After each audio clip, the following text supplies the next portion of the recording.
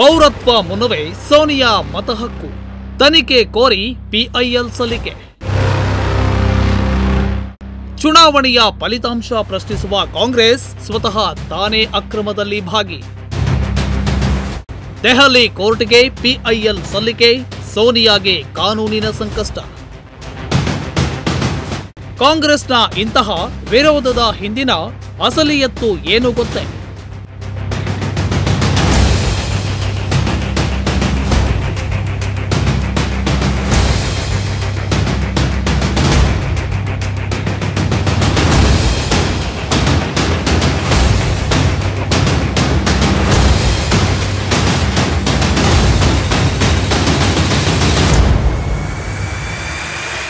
ಎರಡು 2024ರ ಲೋಕಸಭಾ ಚುನಾವಣೆಯ ಫಲಿತಾಂಶವನ್ನೇ ಪ್ರಶ್ನಿಸಿ ಅಭಿಯಾನ ನಡೆಸುತ್ತಿರುವ ಕಾಂಗ್ರೆಸ್ ಮತ್ತೊಂದೆಡೆ ಸ್ವತಃ ತಾನೇ ಚುನಾವಣೆಯ ಅಕ್ರಮದಲ್ಲಿ ಭಾಗಿಯಾಗಿದೆ.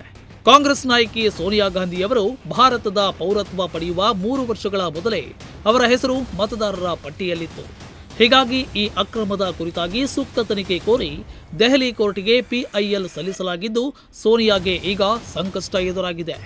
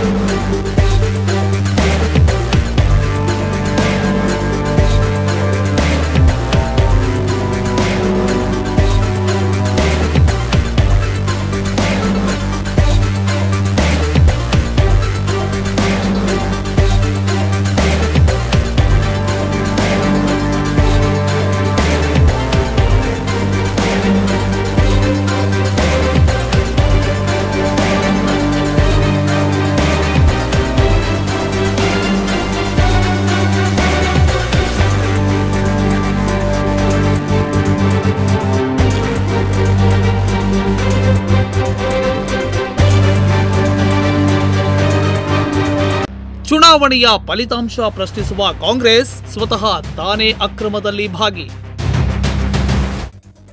ಒಂದೆಡೆ ವಿವಿಧ ಕ್ಷೇತ್ರಗಳ ಮತದಾರರ ಪಟ್ಟಿಯಲ್ಲಿನ ಅಕ್ರಮವನ್ನ ಎತ್ತಿ ತೋರಿಸುತ್ತಿರುವ ಕಾಂಗ್ರೆಸ್, ಇನ್ನೊಂದೆಡೆ ಸ್ವತಃ ತಾನೇ ಮತದಾರರ ಪಟ್ಟಿಯಲ್ಲಿ ತನ್ನ ನಾಯಕರ ಹೆಸರನ್ನ ಸೇರಿಸಿಕೊಂಡ ಉದಾಹರಣೆ ಮೂಲಕ ತನ್ನ ನಿಜ ಬಣ್ಣವನ್ನ ಬಯಲು ಮಾಡಿದೆ.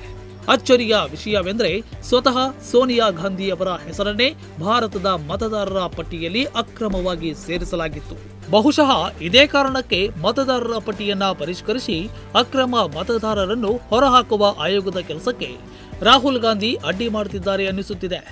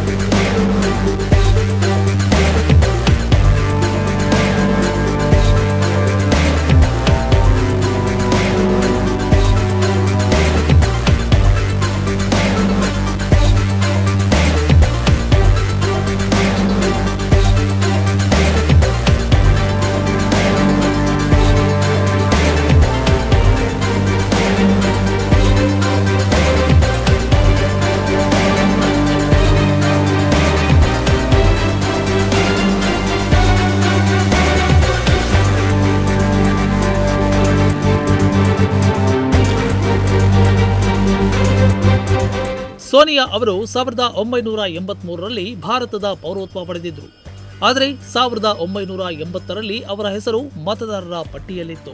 ಬಳಿಕ 1982ರಲ್ಲಿ ಯಾವುದೇ ಕಾರಣ ನೀಡದೆ ಅವರ ಹೆಸರನ್ನ ರದ್ದುಪಡಿಸಲಾಗಿತ್ತು. 1983ರಲ್ಲಿ ಅವರು ಭಾರತೀಯ ಪೌರತ್ವ ಪಡೆದ ಮೇಲೆ ಮತ್ತೆ ಅವರ ಹೆಸರನ್ನ ಮತಪಟ್ಟಿಗೆ ಸೇರಿಸಲಾಗಿದೆ.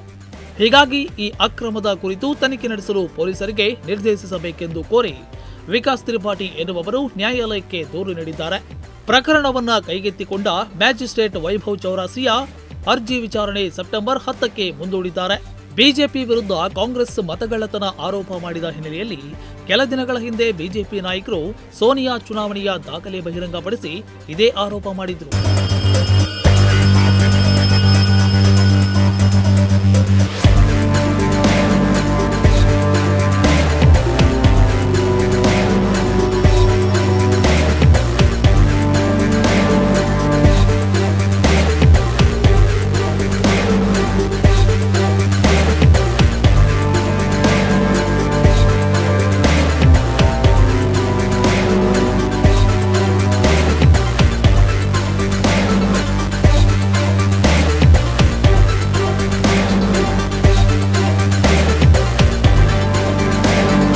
ಕಾಂಗ್ರೆಸ್ನ ಇಂತಹ ವಿರೋಧದ ಹಿಂದಿನ ಅಸಲಿಯತ್ತು ಏನು ಗೊತ್ತೇ? ಚುನಾವಣಾ ಆಯೋಗದಲ್ಲಿ ಹುಳುಕಿದೆ ಎಂದು ತೋರಿಸುತ್ತಿರುವ ಕಾಂಗ್ರೆಸ್ ಪಕ್ಷದಲ್ಲಿ ದೊಡ್ಡ ಹುಳುಕಿದೆ. ಸುದೀರ್ಘ ಕಾಲ ಕಾಂಗ್ರೆಸ್ ಪಕ್ಷವನ್ನ ಮುನ್ನಡೆಸಿದ ಸೋನಿಯಾ ಗಾಂಧಿಯವರು ಭಾರತದ ಪೌರತ್ವ ಪಡೆಯುವುದಕ್ಕೂ ಮೊದಲೇ ಮತದಾರರ ಪಟ್ಟಿಯಲ್ಲಿ ಸ್ಥಾನ ಪಡೆದುಕೊಂಡಿದ್ದರು. ಇದೇ ಕಾರಣಕ್ಕೆ ಕಾಣುತ್ತದೆ ರಾಹುಲ್ ಗಾಂಧಿಯವರು ಅನರ್ಹ ಮತ್ತು ಅಕ್ರಮ ಮತದಾರರನ್ನು ಅಧಿಕೃತಗೊಳಿಸುವತ್ತ ಒಲವು ತೋರುತ್ತಿದ್ದಾರೆ. ಇದಕ್ಕಾಗಿ ಬಿಹಾರದಲ್ಲಿ ನಡೆಯುತ್ತಿರುವ ವಿಶೇಷ ಮತದಾರರ ಪರಿಷ್ಕರಣೆಗೆ ವಿರೋಧ ವ್ಯಕ್ತಪಡಿಸುತ್ತಿದ್ದಾರೆ.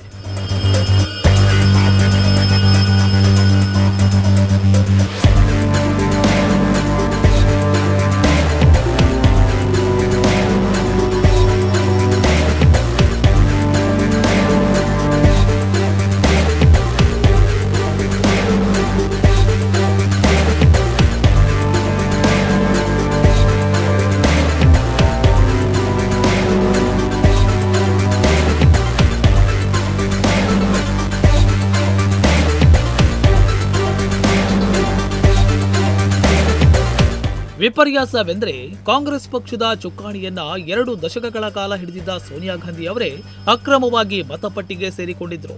ಹೌದು, ಇಟಲಿಯ ಪ್ರಜೆಯಾಗಿದ್ದ ಆಕೆ ಭಾರತದ ಪೌರತ್ವ ಪಡೆಯುವ ಮೊದಲೇ ಇಲ್ಲಿನ ಮತದಾರಿಯಾಗಿ ಬಿಟ್ಟಿದ್ರು.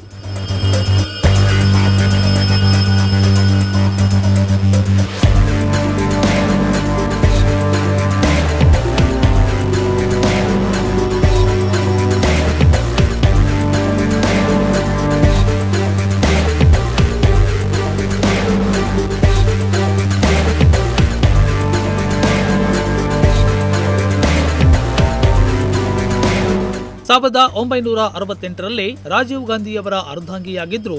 15 ವರ್ಷಗಳ ಕಾಲ ಭಾರತದ ಪ್ರಜೆಯಾಗಲು ಸೋನಿಯಾ ಮುಂದಾಗಿರಲಿಲ್ಲ. ಅದರ ಬಗ್ಗೆ ನಾವು ಪ್ರಶ್ನಿಸುವುದಿಲ್ಲ. 1983ರಲ್ಲಿ ಅವರು ಅಧಿಕೃತವಾಗಿ ಭಾರತೀಯರೆನಿಸಿಕೊಂಡ್ರು. ಆಗ ಗಾಂಧಿ ಪರಿವಾರ ನವದೆಹಲಿಯಲ್ಲಿದ್ದ ಪ್ರಧಾನಿ ಇಂದಿರಾ ಗಾಂಧಿಯವರ ನಿವಾಸದಲ್ಲಿ ನೆಲೆಸಿತ್ತು. ಇಂದಿರಾ, ರಾಜೀವ್, ಸಂಜಯ್, ಮೇನಕಾ ಮಾತ್ರ ಮತದಾರರಾಗಿದ್ರು. ಆದರೆ 1980ರಲ್ಲಿ ನಡೆದ ದೆಹಲಿ ಕ್ಷೇತ್ರದ ಚುನಾವಣೆಯ ಮತಪಟ್ಟಿಯಲ್ಲಿ ಮತಗಟ್ಟೆ ಸಂಖ್ಯೆ 145ರ 388ನೇ ಮತದಾರಿಯಾಗಿ ಸೋನಿಯಾ ಹೆಸರಿತ್ತು.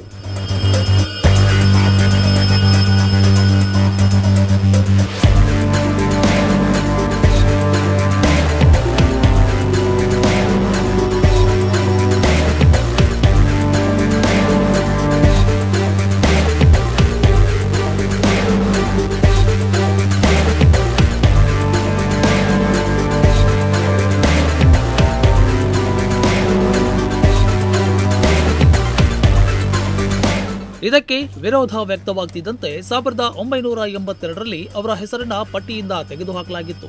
ಕೆಲವೇ ತಿಂಗಳು 1983ರ ಜನವರಿ 1ರಂದು ಬಿಡುಗಡೆಯಾದ ಮತಪಟ್ಟಿಯಲ್ಲಿ 140ನೇ ಮತಗಟ್ಟೆಯ 236ನೇ ಹೆಸರು ಸೋನಿಯಾ ಅವರದ್ದಾಗಿತ್ತು. ಆಗಲೂ ಅವರು ಭಾರತೀಯರಾಗಿರಲಿಲ್ಲ. 1983 ಏಪ್ರಿಲ್ 30ರಂದು ಅವರು ಭಾರತೀಯ ಪೌರತ್ವ ಪಡೆದಿತ್ತು. ಅಂದರೆ ಸೋನಿಯಾ ಅವರು 2 ಬಾರಿ ಅಕ್ರಮ ಮತದಾರಿಯಾಗಿದ್ರು.